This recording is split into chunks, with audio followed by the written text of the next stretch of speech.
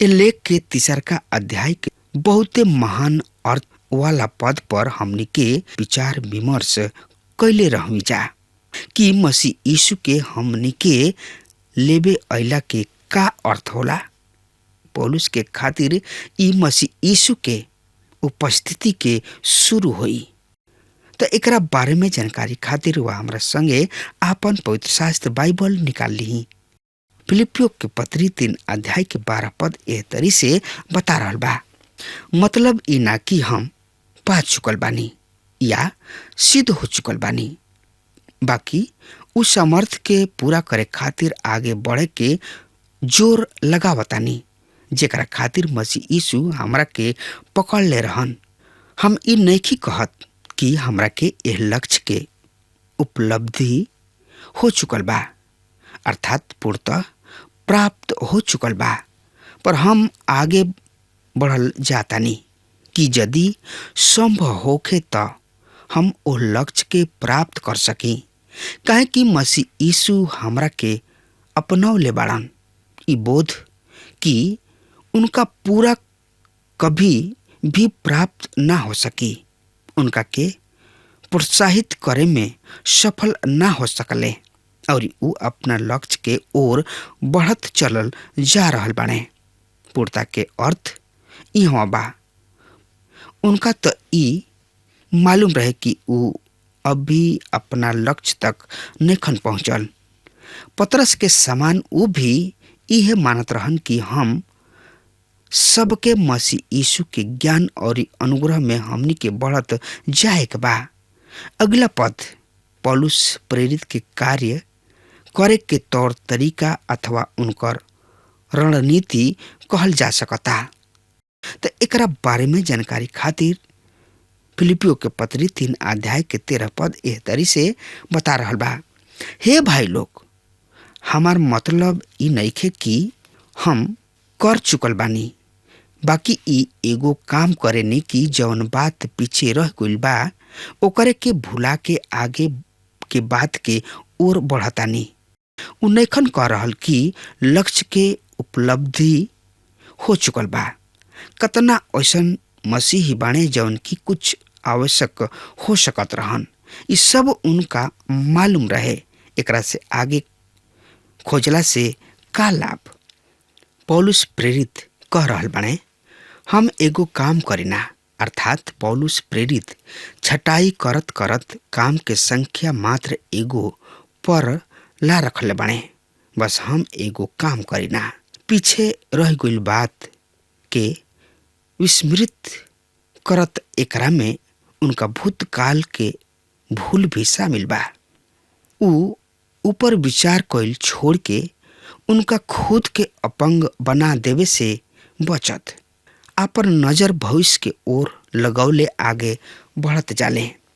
कोनो भी उम्र ढलत आदमी खातिर अतीत में अटकल रह गइल बड़ा ही सरल और वास्तविक हो जाला, पर पौलुस खातिर अतीत में बनल रहल अपंग क देवे वाला स्थिति है। दृढ़ता पूर्वक केवल वर्तमान में निवास करत रहा और भविष्य के अपना नजर से कबहू ओझल मत होखे द। यही अध्याय के 14 पद एह तरी से बता रहल बा। निशाना के ओर हम दौड़त दौड़त चलल जा रहल बानी कि वो इनाम के पाई जौना खातिर परमेश्वर हमरा के मसीह यीशु सड़क के ओर बुलौले बाड़न। यहाँ पौलुस दौड़े वाला के फोटो पेश कर रहल बने। ई कबहुओ मत भूली कि पौलुस ओह युग में निवास करत रहले जब ओलंपिक खेल शुरू हो चुकल रहे। ई असंभव ना कि उ ई खेल बड़ा ही रुचि के साथ खेलल करत रहले। उनकरा अनेक लेख में खेल सब के उल्लेख देखल जा सकता। यहाँ एगो स्पष्टीकरण उचित होई। हमनी के उधार प्राप्ति खातिर ना दौड़ी न जा। इनाम अर्थात मसीह यीशु में परमेश्वर के स्वर्गिक ऐलान के जोग बनल का है। ई इनाम कोनो भौतिक चीज ना वरन स्वर्गरोहण में शामिल होके मसीह यीशु के उपस्थिति में रहल, हमनी के उनका सदृश्य हो खबजा। इस सब पौलुस खातिर भविष्य में धैल रहे। उनका दिमाग में इस समय बस एक ही विचार छवले बा, जब हम उनका उपस्थिति में पहुंचब, हम नहीं चाहत कि हमरा कोनो रीति से लज्जित होखे के पड़ी। यूहन्ना संकेत देले रहन कि उनका उपस्थिति में होखल संभव बा। उ कहतने, प्रिय बालक लोग, मसीह यीशु में बनल रह जा कि जब वो प्रकट होखस तब हम अभय होखी और उनका आगमन के समय हमरा लजाए के ना पड़े। आज मसीही कतना सरलता पूर्वक कह दिहले, प्रभु जी जल्दी आवा।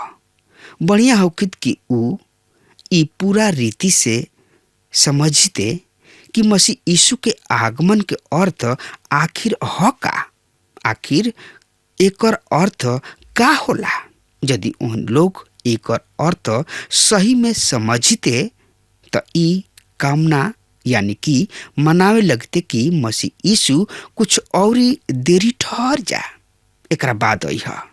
मित्र, यदि राउर विचार ई बाकी रुआ मनमानी जिंदगी शैली में जी रहल बानी और एकर कोनो लेखा भी ना देवे के पड़े, तो रुआ बड़ा ही गलती कर रहल बानी।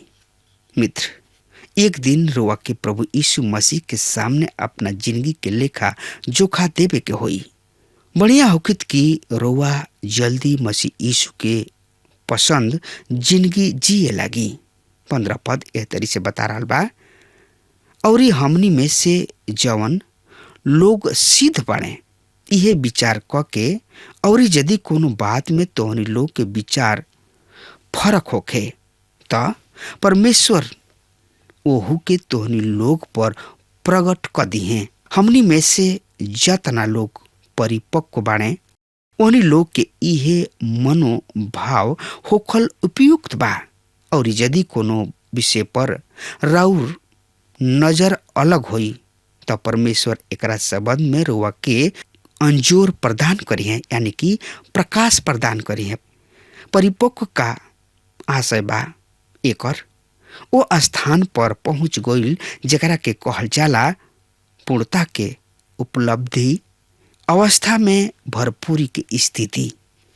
पौलुस कह रहल बाड़े, रुआ सब में जे मसीह यीशु में भरपूरी प्राप्त क चुकल बा, जौन की मसीह यीशु में सामान्य रूप से विकास कर रहल बाड़े। मित्र भाई बहन, हमनी के मनोवृत्ति एह तरीके होके के चाही, उतर चढ़ल छोड़ के मैदान में और ओ लक्ष्य के बढ़ चला जौना लक्ष्य के ओर पौलुस दौड़त चलल जा रहल बाड़े। और यदि राउर विचार हमरा से भिन्न बात, खुद परमेश्वर एकरा के रउआ पर प्रकट भी करे हैं। आज्ञाकारी भक्त के ही परमेश्वर उचित राह दिहल करेलन, यानी कि प्रदर्शित कैल करेलन।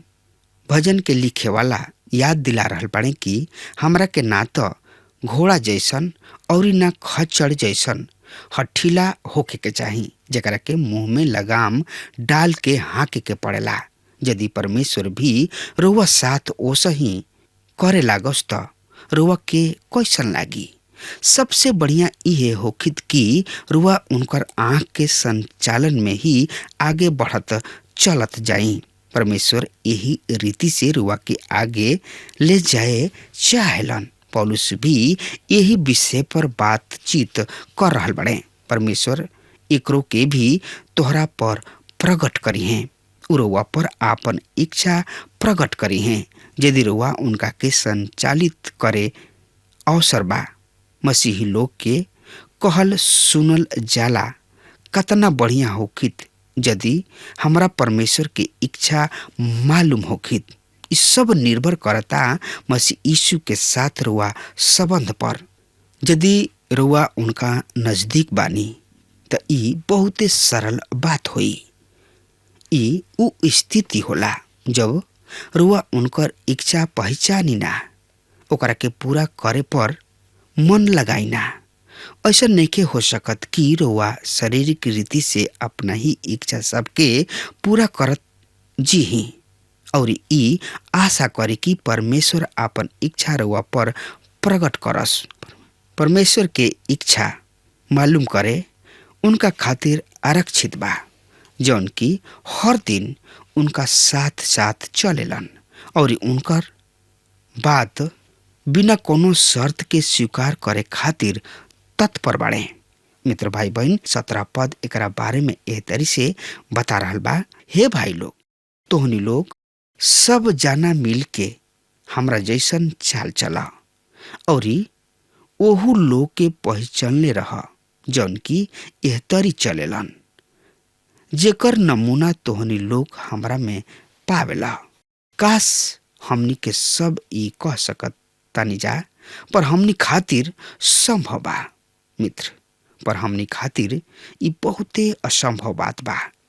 पौलुस के खातिर संभव रहे। उनकर आशय बा कि ओहनी लोग मसीह यीशु के देह में मसीह यीशु के शक्ति के अनुभव कैल सीख लीही। मसीह यीशु के देह अर्थात कलीसिया कोनो संगठन के अंतर्गत रहत काम कैल उचित होला। जरूरी है ई कि रउआ अपना क्षेत्र में एगो ऐसन चर्च के खोज करी जहाँ पवित्र शास्त्र बाइबल पूरा विश्वास के साथ सिखावल जाला और जहाँ जोर दे के केवल बाइबल शिक्षा ही दिहल जाला। ई रउआ खातिर परमेश्वर के इच्छा है। यदि रउआ एकर पालन नहीं कर रहल तो रउआ परमेश्वर के इच्छा के केंद्र से रउआ दूर भाग रहल बानी। यदि रउआ नजर में कोनो ऐसन संस्था बा जौन की परमेश्वर के राज के विस्तार में शामिल बा और रउआ उनकर सहायता नहीं कर रहल त रउआ परमेश्वर के इच्छा के केंद्र में नहीं खी। यहाँ पौलुस भी इहे कह रहल बाणे। अब एकर दूसर का पक्ष या विपक्ष पद 18 और 19 पद यही अध्याय के एह तरी से बतावता, उनकर अंत विनाश है। उ लोग के ईश्वर पेट हमें। ओहनी लोग अपना लाज के बात पर घमंड करेलन और धरती के चीज सब पर मन लगौले रहेलन। मित्र, यह झूठ मसीह ही सब पर दंड के आज्ञा। पेट ही ओहनी लोग की आराधना है, भूख ही ओहनी लोग के प्रेरणा है। कुछ लोगन के भूख है रुपया, पैसा, धन दौलत। एकरा खातिर ओहनी लोग कुछ भी कर सकताने। कुछ लोगन के भूख है काम वासना। कुछ अन्य प्रेरित होले लालची। ये सब अपना अभिलाषा केंद्रित कर रखले बने भौतिक वस्तु सब पर। ओहनी लोग जी रहल बड़े। ओहनी लोग के घमंड बा ओ सब बात के जौन की घिनौना और लज्जाजनक है। पौलुस कह रहल बने, यदि रउआ मसीह यीशु पर विश्वास कैले बानी और रउआ भी दमिश्क राह जैसन अनुभव के अंग बनल बानी तब पक्का जानी रउआ प्रभु यीशु मसीह के साथ बानी। अगर हमार बात रउआ सुन रहल बानी तो आजुए यही घड़ी प्रभु यीशु मसीह के चरण में आई, जैसे प्रेरित पौलुस प्रभु यीशु मसीह के हाथ में अपना जिंदगी के सौंप दिले। वही तरी रउआ भी अपना जिंदगी के प्रभु यीशु मसीह के हाथ में सौंप दी, काहे कि प्रभु ही महान हवे। उनका से बढ़ के केहू नहीं के कि केहू उनकर स्तुति ओकर प्रशंसा करे। उहे उद्धार करता हमें स्वीकार करी। अब हमार समय खत्म हो रहा बा, तब तक खातिर रुआ हमरा के आज्ञा दी। परमेश्वर रुआ के बहुते बहुते आशीष देस। आमीन।